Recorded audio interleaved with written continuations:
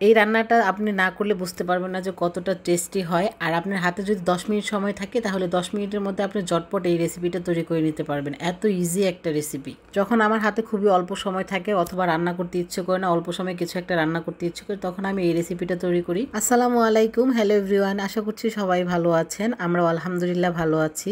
আজকে দিনটা হচ্ছে মেঘলা দিন, খুবই বৃষ্টি হচ্ছে বাহিরে।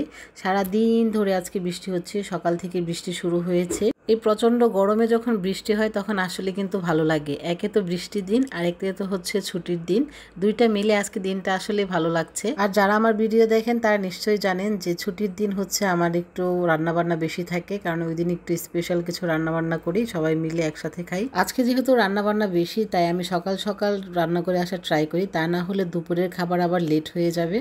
আর আমাদের বাসায় মোটামুটি দুপুরের খাবার সবাই 2টার দিকেই খেতে বসে। আর আমিও ট্রাই করি যে তাকরিমের বাবা জুমার নামাজ পড়ে আসতে আসতে আমার সব কাজ কমপ্লিট হয়ে যায়, নামাজ গোসল সব যাতে হয়ে যায়। আর কথা বলতে বলতে সবার জন্য একটু আম কেটে নিচ্ছিলাম। আর বাজারে এখন এরকম বড় সাইজের আমগুলো পাওয়া যাচ্ছে। এই আমগুলো একটু টক মিষ্টি, খেতে কিন্তু খুবই ভালো লাগে আমার কাছে। তারপর সবাই মিলে একটু হালকা ফল খাওয়ার পরে আমি রান্না করে চলে আসি। আজকে রান্না করব খাসির মাংস দিয়ে বিরিয়ানি। অনেক দিন ধরে বিরিয়ানি রান্না করা হয় না, সেই যে ঈদে রান্না করেছিলাম। আসলে শুক্রবার দিন সবার ছুটি হলো, আমাদের গৃহিণীদের কিন্তু আসলে ছুটি নেই। সেই দিন আরও বেশি কাজ থাকে, কারণ ফ্যামিলির সবাই বাসায় থাকে আর সবার জন্য ভালো ভালো রান্না করা, সবাইকে নিয়ে একসাথে খাওয়া, এটা খুবই আনন্দের। আমার কাছে খুবই ভালো লাগে যে কবে ছুটির দিন আসবে, কবে শুক্রবার আসবে, বাসার সবাই মিলে একসাথে 3টা বেলা খেতে পারবো। আর আমার ভিডিও যারা দেখেন তারা নিশ্চয়ই জানেন যে আমি শুক্রবার অথবা যে কোনো ছুটির দিন একটু স্পেশাল কিছু তৈরি করি, কারণ তাকরিমের বাবা চায় যে ওই ছুটির দিনে আমরা সবাই মিলে 3টা বেলা একটু একসাথে ভালো কিছু খাবো। আলহামদুলিল্লাহ সারা সপ্তাহে ভালো কিছু খাওয়া হয়, আল্লাহ যা খাওয়ায় সেটাই আলহামদুলিল্লাহ। তারপরেও শুক্রবারটা অথবা ছুটির দিনটা স্পেশাল একটু রাখি।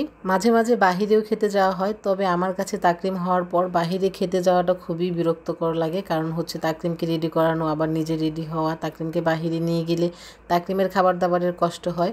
এই সব কিছু মাথায় রেখে আসলে আমার ইদানিং বাহিরে খেতে ইচ্ছে করে না খুব বেশি একটা। যাই হোক, আপনাদের সাথে কথা বলতে বলতে আমার বিরিয়ানি রান্না প্রায় শেষের দিকে। আর বিরিয়ানি রান্না যখন শেষের দিকে এই যে এই বেরেস্তা, তারপর হচ্ছে আপনার কিশমিশ, বাদাম আর হচ্ছে গুঁড়া দুধ ঘি দিয়ে একটা দমে দেওয়া হয়, এটার যে একটা স্মেল আমার কাছে এত ভালো লাগে। এই স্মেলটা, বিরিয়ানি রান্না শেষ। এখন তাকরিমের বাবা হচ্ছে বিরিয়ানির সঙ্গে কিছু একটা লাগে তার, কারণ সে শুধু বিরিয়ানি খেতে পারে না, অন্য সময় রোস্ট অথবা অন্য কিছু করা হয়। তবে আজকে এমনিতে রান্না করতে করতে অনেক সময় চলে গিয়েছে, অল্প সময়ের মধ্যে কি করা যায় সেটাই মাথায় ঘুরপাক খাচ্ছিল। তারপরে হঠাৎ করে ভাবলাম যেহেতু বাসায় মুরগি আছে তাহলে একটু চিকেন চিলি অনিয়নটা করা যায়, এটা খুবই অল্প সময়ে করা যায়।